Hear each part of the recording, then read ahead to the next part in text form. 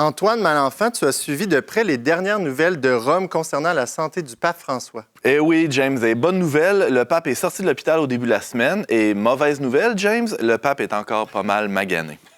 Je ne sais pas si vous l'avez vu, là, mais il est aussi enflé qu'une fougasse laissée un peu trop longtemps sur le comptoir pour que la pâte lève. D'ailleurs, le Christ ne nous a-t-il... C'est italien, ça. Focaccia en italien. C'est pas tout à fait la même chose, mais ça se ressemble. D'ailleurs, le Christ ne nous a-t-il pas demandé d'être le levain dans la pâte? Dans un autre verset, il nous a dit de nous méfier aussi du levain des pharisiens. On est un peu mêlés, là. C'est quoi le sens du levain? Comme James avec ses fougasses et ses focaccia. Bon, bref, le souverain pontife, trêve de plaisanterie gastronomique. Le souverain pontife est rentré à la maison Sainte-Marthe pour sa convalescence des prochains mois.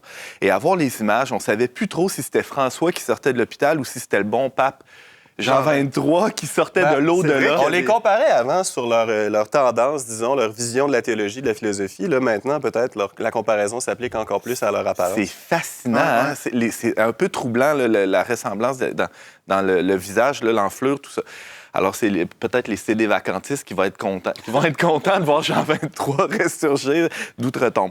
Alors, difficile de ne pas faire un parallèle aussi avec la lente agonie de Jean-Paul II au début du 20e siècle, là, pour ceux qui étaient vivants. Fred, je ne sais pas si tu t'en souviens. Oui, bien, je m'en souviens un petit peu. J'avais 3 ans. J'étais un petit peu vivant. Tu avais 5 ans, oui, c'est ça. Alors, rappelons que le pape Jean-Paul II avait enduré une longue descente vers la mort durant les dernières années de son pontificat, atteint, entre autres, par la maladie de Parkinson. Jean-Paul II avait tenu à garder son rôle de chef de l'Église catholique jusqu'à la toute fin. Il faut dire que Jean-Paul II était un peu baveux. Au sens propre comme au sens figuré. Ça dégoulinait pas mal. Mais je ne parle pas d'abord là, de l'écume qui coulait de chaque côté de sa bouche à cause de la maladie et qui devait se faire essuyer par ses assistants. Là. C'était des images très fortes. Là. On rigole avec ça, mais c'était sérieux. Je parle surtout, James, du pied de nez qu'il a fait à tous ceux qui rêvaient de le voir céder sa place à un pape plus vigoureux et peut-être plus progressiste. Mais, ironie du sort, ce sera finalement un pape considéré comme encore plus conservateur qui va le remplacer, un petit jeune de 78 ans, Joseph Ratzinger, Benoît XVI.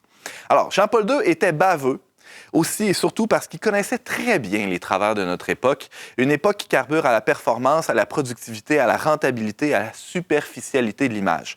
Chacune de ces apparitions publiques nous renvoyait en pleine gueule la question suivante: est-ce qu'il y a encore de la place pour les gâteux dans la sphère publique ou est-ce qu'on doit les enfermer à clé pour ne plus voir cette vulnérabilité qui nous choque?